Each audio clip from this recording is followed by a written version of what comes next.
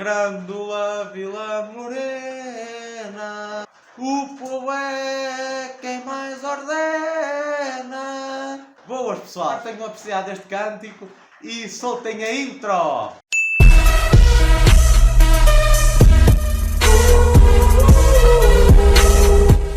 Boas pessoal, como vocês já perceberam pelo cântico inicial que eu devo ter cantado muito bem ou muito mal, não sei, vocês digam-me isso nos comentários. Mesmo pela imagem da thumbnail, vocês já devem ter percebido qual é que vai ser o tema do vídeo que eu hoje vos vou trazer aqui. E o tema não vai ser nem mais nem menos do que ao 25 de Abril. Mas antes, vos pedir que subscrevam o canal, metam like neste vídeo, comentem ao máximo, partilhem este vídeo com os vossos amigos, familiares, professores, com toda a gente que vocês quiserem, com toda a gente que vocês se sentirem bem. Depois também queria dar um agradecimento a todos os assistentes. Posto isto, vamos passar ao vídeo propriamente dito. Ora bem, eu queria começar este vídeo a falar sobre o 25 de Abril, mas a falar um bocadinho sobre o SNS. O que é o SNS? O SNS é o Serviço Nacional de Saúde. É aquele serviço em que, caso vocês tenham algum problema, são logo atendidos de imediato e sem gastarem dinheiro do vosso próprio bolso. O que é incrível, pois a saúde é paga por todos os trabalhadores ativos deste país. O SNS foi criado em 1975, salvo erro, por António Arnaud, que era um deputado socialista que teve essa ideia. O plano pegou e nós hoje temos o SNS, que está a ser fundamental no combate a esta nova pandemia. E posto isto, vamos passar à outra parte do vídeo, que é a parte em que eu vos vou falar sobre alguns pontos do nosso país, como eram antes e como ficaram depois da Revolução do 25 de Abril. E queria começar pela mortalidade infantil. Eu não sei se vocês sabem o que é a mortalidade infantil, mas a taxa de mortalidade infantil é a taxa que todas as crianças que morrem com menos de um ano em 1000 crianças. E nós, em Portugal, tínhamos, talvez, a par com a Espanha, a maior taxa de mortalidade infantil de toda a Europa inteira, num período que antecedia o 25 de Abril. Pois éramos dos países menos desenvolvidos, não havia hospitais, lá está, não tinha sido criado o Serviço Nacional de Saúde, muitos dos partos eram feitos com parteiras e muito rudimentares ainda. E foi uma situação que se alterou após o 25 de Abril. Após o 25 de Abril, a taxa de mortalidade infantil começou a descer com uma tal velocidade que hoje em dia se situa em cerca de 3 crianças com menos de um ano que morrem em 1000. O que é espantoso. E estamos até nos países da linha da frente, somos estudados por certos países estrangeiros para perceberem como é que nós fazemos para ter uma taxa de mortalidade infantil tão baixa. É incrível como um país pode mudar tanto com uma simples revolução. Com uma simples, entre aspas. Pois mudou o país de uma maneira incrível. Mas isso eu vou falar mais à frente. Agora vou falar-vos sobre a sociedade. A sociedade daquela altura era uma sociedade extremamente igualitária. Pois os ricos tinham tudo e os pobres não tinham nada. Éramos um país de grandes contrastes sociais. Isto é, ricos viviam como deuses, digamos assim, e pobres viviam na maior miséria que se possa imaginar. Agora vou passar a falar na população. Nesta altura havia uma tendência para haver uma alta natalidade e uma alta mortalidade. Isto é, a natalidade era extremamente alta, pois, caso vocês saibam dos vossos avós, tinham sempre inúmeros filhos, mas só que também, por outro lado, morria muita gente no nosso país.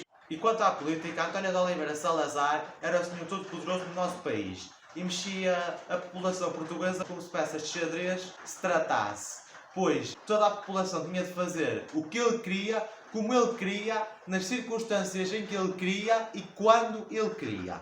É mesmo, é? Como vocês podem ver, não é algo tradicional numa democracia. Já após o 25 de Abril, começou a haver partidos, eleições e o futuro político do país é decidido por eleições periódicas realizadas de 4 em 4 anos, nas quais a decisão é totalmente popular. Quanto a liberdades e direitos garantidos, antes do 25 de Abril eram muito poucos, se não até inexistentes.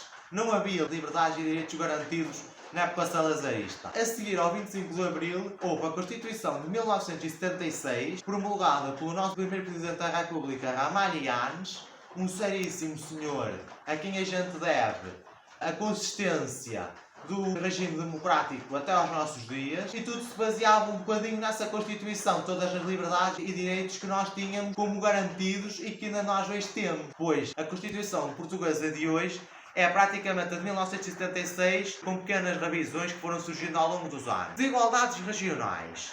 Quanto a este tema, ainda hoje é um bocadinho atual, pois na época salazarista, todo o produto interno bruto que Portugal gerava ia para Lisboa. Isto é, Lisboa era o centro do país, era a capital toda poderosa que tinha um poder imenso sobre o resto do país. Por exemplo, qualquer assunto que fosse mais sério tratar, nós hoje podemos ir simplesmente à Câmara Municipal. Naquela altura não, tínhamos de ir até ao Terreiro do Paço, a Lisboa, ou quando muito, até ao Governador Civil, que era ali em Aveiro. Para o nosso caso, vivemos aqui nesta região. A região que eu penso que mais notou a presença do fascismo foi a região alentejana.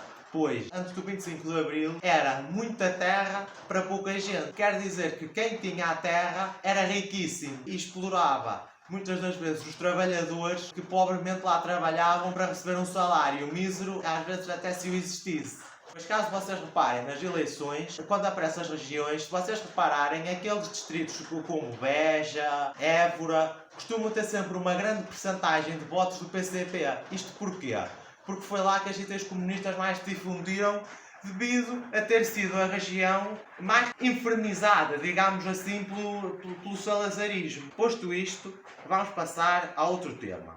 Alfabetização da população. Como vocês podem prever, naquela época, e como Salazar referia, o português para trabalhar de enxada na mão não precisa saber ler nem escrever. Pelo que ter a quarta classe da altura já era um grande privilégio para muitas das pessoas. Economia. Quanto à economia, nós tínhamos uma economia extremamente fechada e muito debilitada, pois praticamente só fazíamos comércio com as nossas colónias africanas, como Angola, Moçambique, Cabo Verde, e todos os produtos que nós trocávamos, por exemplo, levávamos daqui sal para trazer de lá alguns frutos tropicais ou produtos que aqui precisássemos. E era uma economia muito feita de subsistência, fechada, extremamente ruralizada, que a par com a economia espanhola daquela altura era uma das economias mais atrasadas da Europa. E quanto aos avanços tecnológicos, naquela altura salazarista, Portugal não tinha avanço tecnológico de referência. Enquanto que agora, após a Revolução de 25 de Abril, fomos nós, Portugal, que criámos a Via Verde em 1991. Sistema que foi adotado por outros países que a gente acha muito mais desenvolvidos que nós, como por exemplo a Austrália e demais países mais desenvolvidos do que nós, que seguiram o nosso exemplo.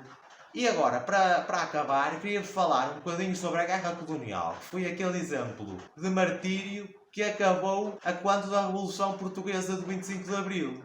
Ora bem, a Guerra Colonial começou em 1961 e desde logo mobilizou inúmeros jovens para as frentes da batalha em Moçambique, Guiné e Angola, principalmente até este último. E um exemplo que retrata bem essa mudança, essa transição que houve no 25 de Abril é a Guerra Colonial. Começou em 1971 e acabou precisamente no dia 25 de Abril de 1974. Mas sobre esse tema falar-vos-ei mais à frente. E agora tenho um desafio para vos lançar. Caso vocês queiram que eu lance este mesmo vídeo sobre a Guerra Colonial o mais depressa possível, quero que o expressem nos comentários e também nos likes. Caso eu chegue a este vídeo aos 25 likes, 25 de Abril é um número simbólico, caso eu chegue aos 25 likes, eu acelerarei todo o processo para vos trazer esse mesmo vídeo sobre a Guerra Colonial o mais rapidamente possível. E posto isto, foi este o meu vídeo. Muito obrigado. Espero que tenham gostado. Caso não tenham gostado de alguma coisa, também podem dizê-lo nos comentários, dicas construtivas, agradeço muito. Obrigado por tudo, malta, obrigado por terem assistido e até ao próximo vídeo. Tchau!